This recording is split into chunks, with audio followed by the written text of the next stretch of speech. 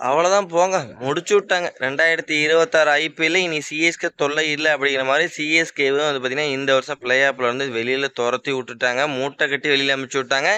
இன்னைக்கு குஜராத் டைட்டன்ஸ்க்கு எதிரான மேட்ச்ல சிஎஸ்கே இப்படி ஒரு தோல்வி அடைவாங்க அப்படின்ட்டு யாருமே எதிர்பார்த்திருக்க மாட்டீங்க.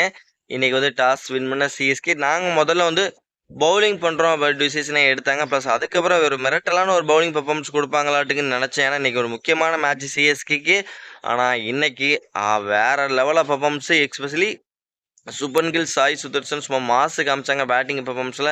ஒரு வெறித்தனமான ஒரு ஆட்டத்த வந்து வெளிப்படுத்துனாங்க. பிளஸ் அப்பதான் வந்து பார்த்தீங்கன்னா, சுப்மன் கில் அவரோட 69 ரன்னுக்கு அவரோட விக்கெட் இழந்தாரு. பிளஸ் அதுக்கப்புறமாவது நிறுத்துவாங்களா அப்படின்னு பார்த்தீங்கன்னா, ஜாஸ் பட்டேல் வந்து நானும் நீ ஒரு அதிரடி காமிக்க போறேன்ட்டு அவரும் அதிரடி காமிச்சனால வந்து பார்த்தீங்கன்னா, சாய் சுதர்சன், சுப்மன் கில், பட்லர் இவங்க 3 பேத்தோட அதிரடியால வந்து பார்த்தீங்கன்னா, இன்னைக்கு 229 ரன் வந்து குவிச்சாங்க 20 ஓவருக்கு.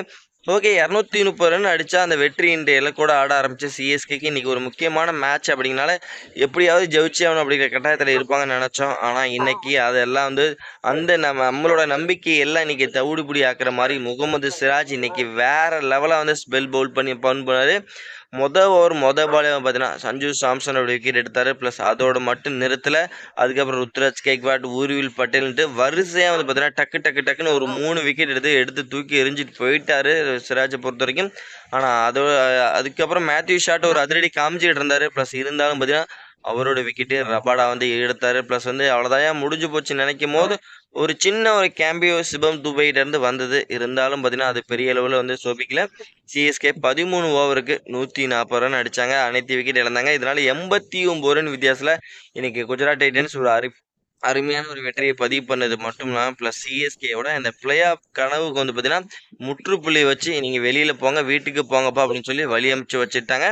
ஓகே. இந்த மேட்சை பொறுத்தவரைக்கும் குஜராத் டைட்டன்ஸோட பவுலிங் பெர்ஃபார்மன்ஸ், பேட்டிங் பெர்ஃபார்மன்ஸ் 2மே ஒரு தரமான பெர்ஃபார்மன்ஸா இருந்தது. ஆனா அவங்களுக்கு இந்த மேட்ச் பெரிய அளவுல இம்பார்ட்டன்ட் இல்லாட்டி, பிளஸ் சிஎஸ்கேக்கு ஒரு இம்பார்ட்டன்டான ஒரு மேட்ச். ஆனா சிஎஸ்கே கிட்ட இருந்து ஒரு தரமான ஒரு பெர்ஃபார்மன்ஸ் இன்னைக்கு பவுலிங்லயும் இல்ல, பேட்டிங்லயும் இல்ல. அதனால தான் இன்னைக்கு வந்து அவங்க மூட்டைய கட்ட வேண்டிய நிலைமை வந்திருக்குது. ஓகே ஃப்ரெண்ட்ஸ், இந்த ஒரு மேட்சை பத்தி நீங்க என்ன நினைக்கிறீங்க அப்படிங்கறத நீங்க வந்து மறக்காம நம்மளோட கமெண்ட் செக்ஷன்ல கமெண்ட் பண்ணிட்டு, இந்த வீடியோ உங்களுக்கு எந்த அளவுக்கு பிடிச்சிருக்குங்கிறத லைக் பண்ணி ஷேர் பண்ணி உங்க சப்போர்ட் ஆதரவு கொடுத்தீங்கன்னா ரொம்ப ரொம்ப யூஸ்ஃபுல்லா இருக்கு நண்பர்களே.